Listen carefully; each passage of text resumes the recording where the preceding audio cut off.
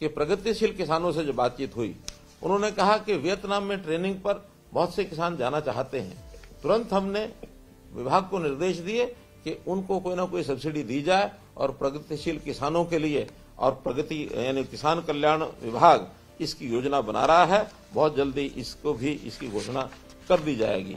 ऐसे ही फसलों में जब बाढ़ आने के बाद खेती में नुकसान हुआ, उसका मुआवजे के साथ साथ जो दोबारा बिजाई करते हैं उनको भी कुछ राशि मिलनी चाहिए। जब ये बाढ़ आई थी तो उस समय एक बहुत बड़े क्षेत्र के अंदर लगभग 50,000 एकड़ जमीन ऐसी थी जहां लोगों ने दोबारा बिजाई की। उस सुझाव के आधार पर ही दोबारा बिजाई का भी हमने 7,000 रुपया एकड़ तुरंत उसकी योजना बना करके, और ये राशि जो है 34 करोड़ रुपया मुआवजे की राशि दी जा चुकी है। तो मित्रों, योजनाएं बहुत हमको जो मिलते रहे सुझाव, उसको हम करते रहे हैं। एक बार डिपो धारकों से मैंने बात की, डिपो धारकों ने कहा हमारी कमीशन कम है। उसी क्षण उसी कार्यक्रम के अंतर्गत हमने घोषणा की कि अभी जो 150 रुपया यानी प्रति क्विंटल जो डिपो धारकों को कमीशन मिलता है, उसको बढ़ा करके 200 रुपया प्रति क्विंटल किया गया है। तो ऐसे ही डिपो धारकों को केंद्र सरकार से जो कमीशन आती है वो देरी से आती है।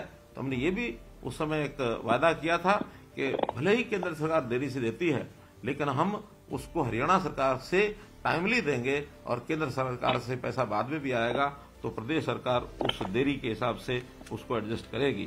तो राशन डिपो जितना उनका राशन यानी राशन डिपो धारक जो बांटेंगे, उतना कमीशन महीने के आखिर में उनको तुरंत दे दिया जाएगा। इसमें जो है देरी नहीं होगी।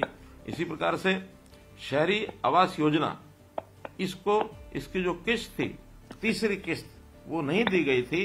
तुरंत विभाग को हमने निर्देश दिए, 31 अगस्त तक तीसरी किस्त अब सबको मिल चुकी है, कोई इसमें बकाया नहीं है।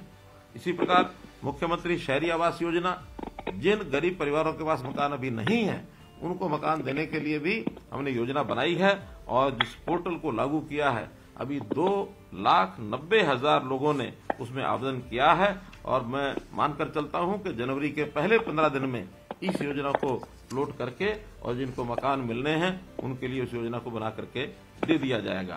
इसी प्रकार एक विषय जो बीपीएल के नाते से अभी जो बिजली के बिल की शर्त, ये 12,000 रुपये वार्षिक लगाई गई थी, तो उस 12,000 की शर्त को हमने हटाने की घोषणा की थी।